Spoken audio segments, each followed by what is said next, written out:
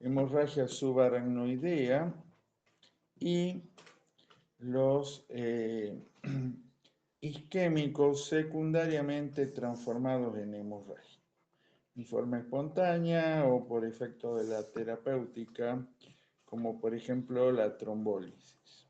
¿De acuerdo?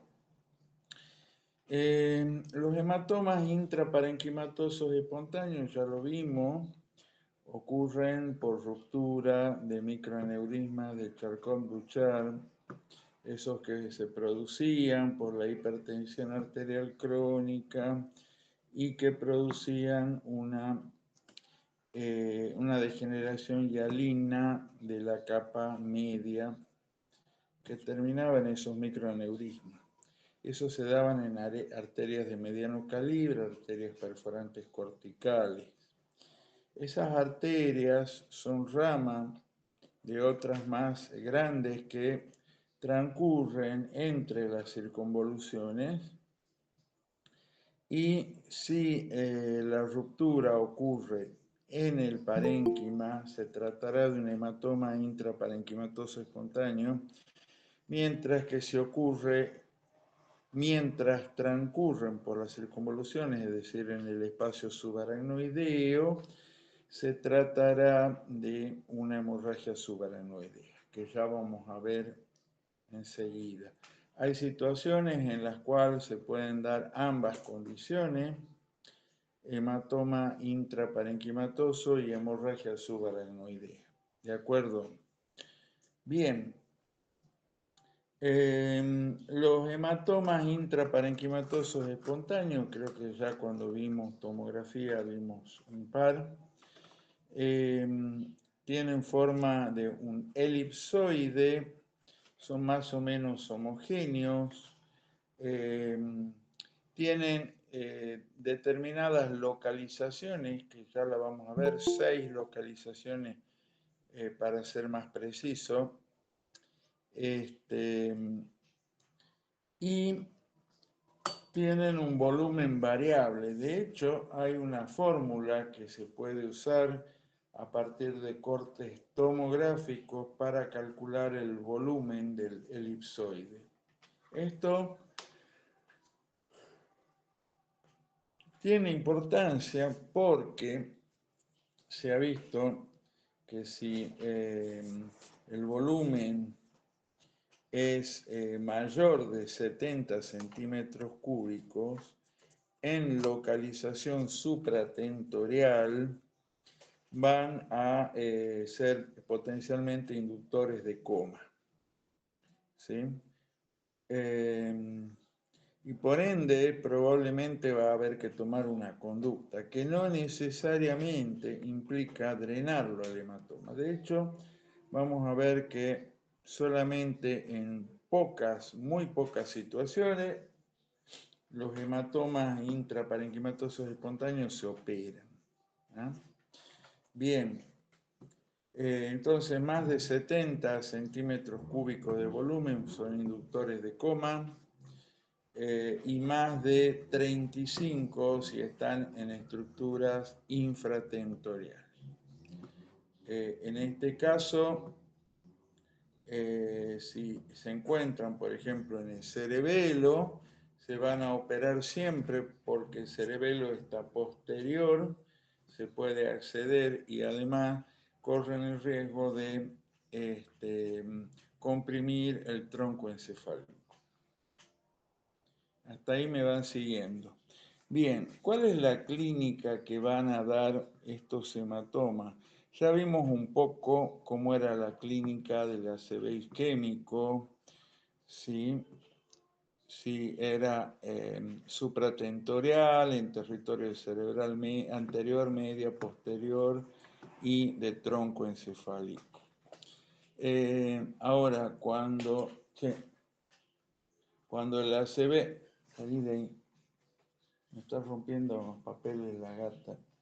No, cuando el hematoma en la misma localización que los infartos va a dar la misma clínica, pero va a ser mayor. Salí, bájate. No. pero va a ser mayor por varios motivos. No va a ser tan limitada la clínica, tan precisa, porque se dice que estas lesiones dan un patrón medio matemático. Yo, viendo el déficit, puedo predecir el tipo de lesión que es, dónde va a estar. No obstante, acá va a ser más abarcativa la clínica de la lesión. ¿Por qué motivo? Uno, porque el hematoma es un proceso expansivo, agudo, de rápida instauración, y que va a generar una reacción refleja de vasoconstricción a la vuelta del hematoma, con áreas de isquemia importantes. Además, la sangre es proconvulsivante, no tanto la sangre, sino el hierro de la hemoglobina, y va a irritar y todo hematoma que se da intraparenquimatoso en situación supratentorial, yo debo hacer profilaxis con anticonvulsivante. ¿De acuerdo? Ese efecto de compresión y lo súbito de la instalación hace que dé más clínica en la misma localización que lo que daba el infarto equivalente. Por otra parte, se han determinado 6 ubicaciones más o menos precisas que cuando las veo me permite saber que es un intraparenquimatoso espontáneo y no, por ejemplo, una ruptura de aneurisma o un tumor sangrante. Estas localizaciones van a ser cabeza de caudado, putamen, tálamo, hemisféricos córticos subcorticales, o sea, superficiales córticos subcorticales, cerebelo y tronco. Bien, ¿cuál va a ser la conducta que voy a seguir ante un hematoma intraparenquimatoso espontáneo? Bueno, las medidas generales de protección cerebral. Si el score de Glasgow es bajo, ese paciente debe ser intubado, colocado en coma farmacológico y ventilado mecánicamente. Pero, además, yo debo hacer anticonvulsivantes, como ya lo dije, y pedir laboratorio urgente observando o determinando cómo está la hemostasia, si hay alteraciones de coagulación, si hay plaquetopenia, o si ese paciente, peor aún, venía antiagregado o aún peor, anticoagulado, yo debo revertir esa anticoagulación lo más rápido posible, porque lo más probable es que el hematoma siga creciendo y sea de pésimo pronóstico. De hecho, los intraparenquimatosos espontáneos en pacientes anticoagulados dan una mortalidad global del 60%, 60%, muy alta. Entonces yo debo corregir eso lo más posible. El paciente debe mantenerse un poco hipertenso para garantizar la perfusión cerebral. ¿Cuándo se van a operar o cuándo se van a intervenir quirúrgicamente? Bueno, si el hematoma es grande y es superficial, córtico, subcortical, de más de 70 centímetros cúbicos, inductor de coma, se puede hacer una craniectomía y eventualmente evacuarlo o extraer lo más que se puede del hematoma. Muchas veces ya está coagulado y lo que se saca es como una gelatina, una cosa negra como petróleo, no es sangre líquida. ¿De acuerdo?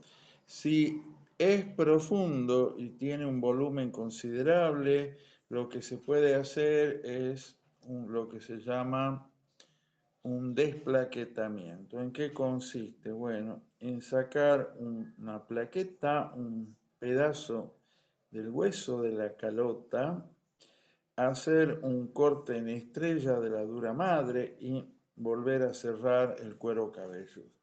De modo que el cerebro tenga espacio para expandirse. Eso se puede hacer sin, o sea, no estoy tocando el cerebro, simplemente estoy modificando la cavidad que era rígida, inextensible, en una cavidad plástica. Eso le va a dar espacio a expandirse al cerebro, con lo cual va a haber menos sufrimiento cerebral. ¿Me entienden?